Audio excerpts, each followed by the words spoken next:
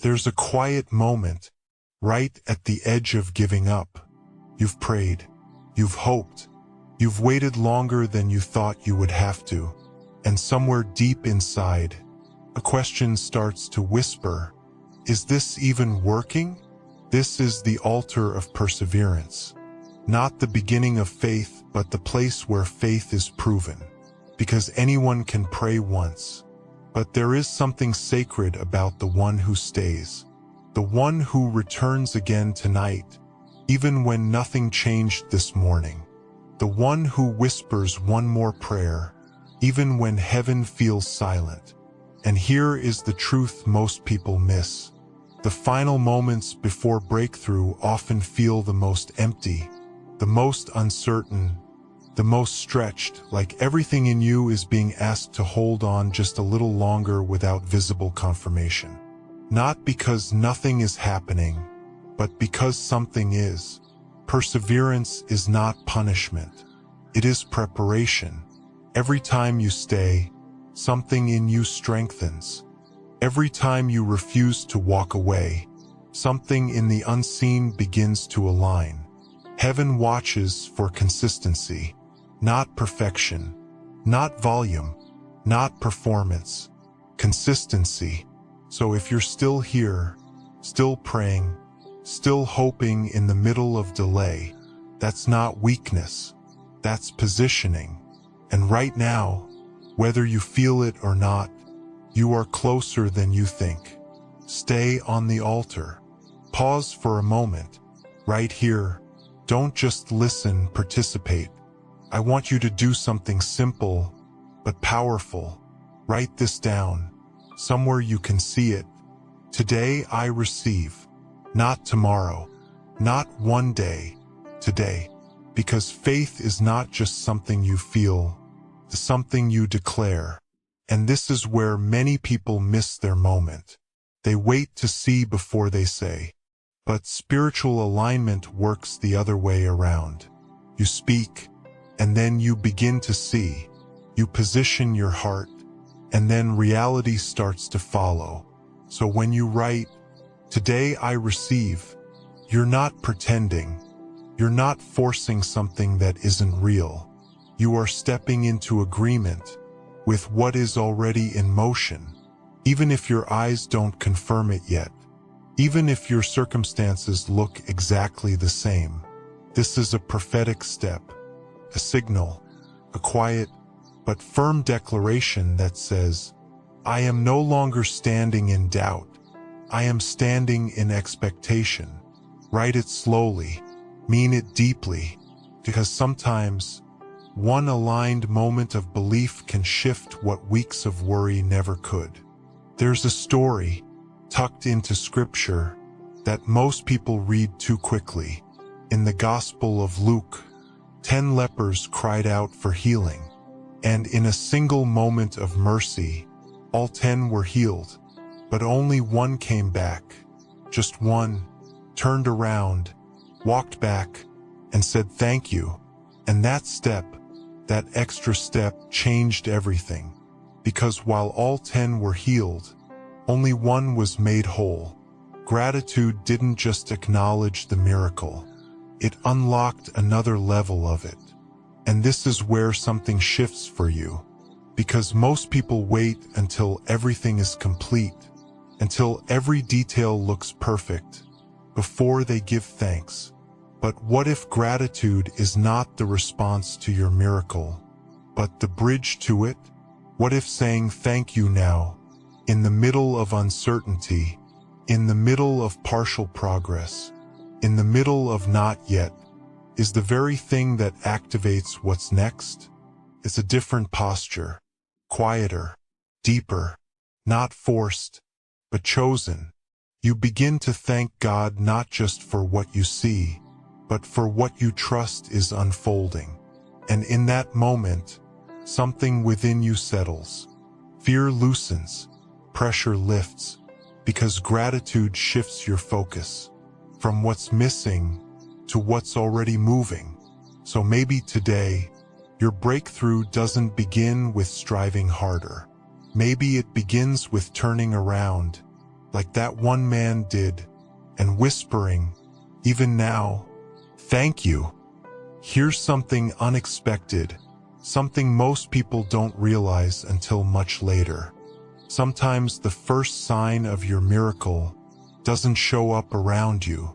It shows up within you, not in your bank account, not in the message you've been waiting for, not in the visible outcome, but in your heart. A quiet shift, a strange calm, a moment where the anxiety that used to grip you just loosens its hold. And you wonder, why do I feel different when nothing has changed? But something has, because peace is not the result of the miracle. It's often the announcement of it. It's the evidence that alignment has begun. When your spirit settles before your situation changes, that's not random. That's the inner turnaround, the place where fear stops leading and trust quietly takes its place. So don't dismiss the calm. Don't overlook the lightness you can't explain, because sometimes the first breakthrough is invisible, and yet it's the one that makes every other breakthrough possible. There's another battle happening, and it's not outside of you. It's in your thoughts. The quiet voice that says, what if it never works out? The sudden wave of worst-case scenarios that feel so real, so convincing. And if you're not careful, you start agreeing with it, not out loud, but internally.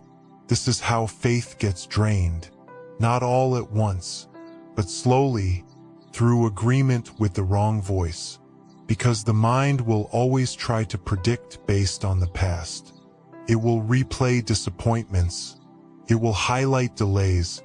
It will build a case for why this time won't be different. But faith doesn't come from memory, it comes from alignment.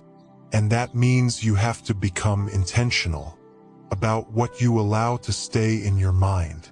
Not every thought deserves a seat. Not every fear deserves your agreement. You can hear a thought and still reject it. You can feel uncertainty and still choose truth. This is where strength is built, not in having perfect thoughts, but in choosing which ones you believe. So when that voice rises again, the one that assumes the worst, that rushes to doubt, that tries to pull you back, pause. And gently, but firmly, answer it, not with panic, not with frustration, but with truth. Because the moment you stop agreeing with fear is the moment fear starts losing its power. Let's pause again, because this matters more than you think. There's a difference, a deep, undeniable difference between a prophetic declaration and empty repetition. Both use words. Both can sound spiritual. But only one carries weight. Empty repetition is when you say something, but your heart isn't connected. It's routine, automatic, distant, like words floating, with no root. But a prophetic declaration, that's different. It's when your words and your belief meet in the same moment. When something inside you locks in, even if it's quiet, even if it's trembling, you don't have to shout. You don't have to force it. Even a whisper, filled with alignment, carries more power than a loud voice filled with doubt. So when you say, today I receive, don't rush it. Let it settle. Let it mean something. Because this isn't about repeating until something happens. It's about aligning until something shifts. And that shift, it starts within you before it ever shows up around you. There is a promise that stretches beyond what your mind can comfortably hold. In Ephesians, it says that God is able to do immeasurably more than all we ask or imagine. Not slightly more, not barely enough, immeasurably more. And if you're honest, sometimes your expectations have quietly adjusted downward. Not because you stopped believing entirely, but because disappointment taught you to be careful, to hope, but not too much, to pray, but stay realistic, to expect, but prepare for less. And over time, faith becomes contained, safe, predictable, but this promise breaks that ceiling, because what is coming is not limited to what you've been able to picture, not confined to your current understanding, not restricted by the timeline you had in mind. God is not working within your expectations. He's working beyond them, and this is where something opens up again. You begin to stretch, not into pressure, but into possibility. You allow yourself to believe, not just for relief, but for overflow. Even now, there are details being arranged that you didn't think to ask for.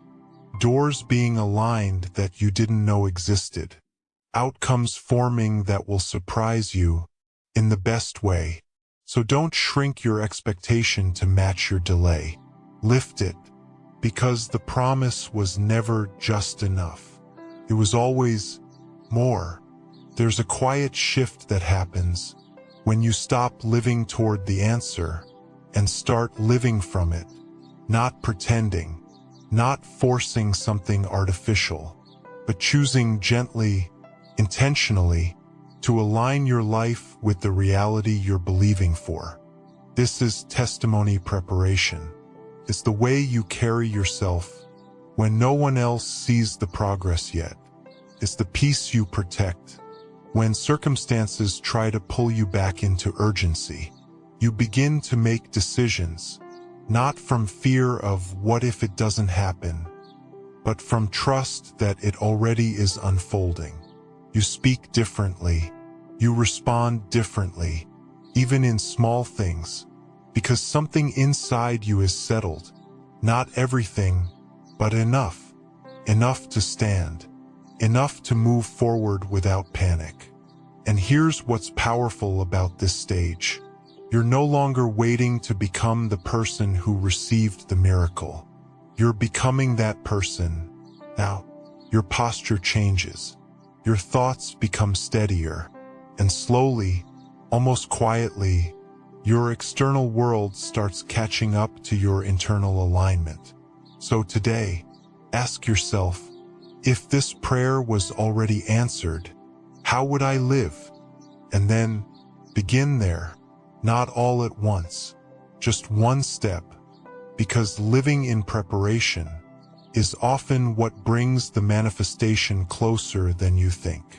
Now let's make this real, something you can return to again and again, especially on the days when waiting feels heavy. This is your expectation journal, not a place for perfect words, but for aligned ones. Start simple. First, write the declaration you've already spoken. Today I receive. Let that be the doorway, not just a phrase but a posture.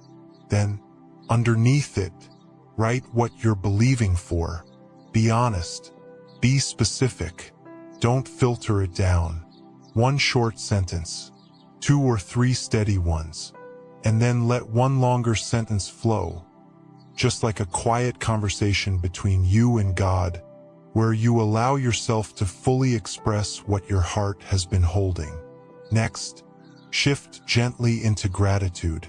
Write 3 things you can thank God for right now. Not when everything changes now, even if they feel small, even if they seem unrelated, because gratitude trains your awareness to recognize movement before it becomes obvious. Then, this is important, create a section called Evidence of Alignment. Here, you write anything that feels like a shift, a moment of peace, a new idea, unexpected favor, even a door that closed but brought clarity. These are not coincidences, they are signals. And finally, end each entry with this question. If it's already in motion, how do I show up today? Let your answer be simple. one action, one mindset, one decision. That's it. Because this journal isn't about tracking time. It's about strengthening expectation. And over time, as pages fill, you'll begin to see a pattern, not of delay, but of movement, not of absence, but of alignment. And one day, you'll read back through it all and realize your miracle didn't suddenly appear. It was unfolding the entire time. If this moment spoke to you, don't keep it to yourself. There's someone quietly struggling, silently waiting, who needs this exact reminder that their story is still moving. So share this, not out of obligation, but as a channel of blessing. Because what strengthens you can lift someone else too. And if you feel that gentle pull to go deeper, to stay anchored in this kind of faith daily, you're invited to take the next step. Join us in Miracle Month, a space where you don't have to navigate the waiting alone, where your faith is strengthened consistently, intentionally, together. And for those who want something tangible, something you can hold on to when your mind feels uncertain, there's the 10 Pillars of Persistence checklist. A simple guide, but powerful, because sometimes clarity is what keeps you steady when emotions try to pull you off course. But before you go, come back to this one truth. Your miracle is not stuck, not delayed beyond reach, not forgotten. It is moving, even now, in ways you cannot fully see yet. Even now, aligning, arranging, unfolding. So stay in faith, stay in expectation, stay open, because you're not waiting alone, and you're not waiting in vain.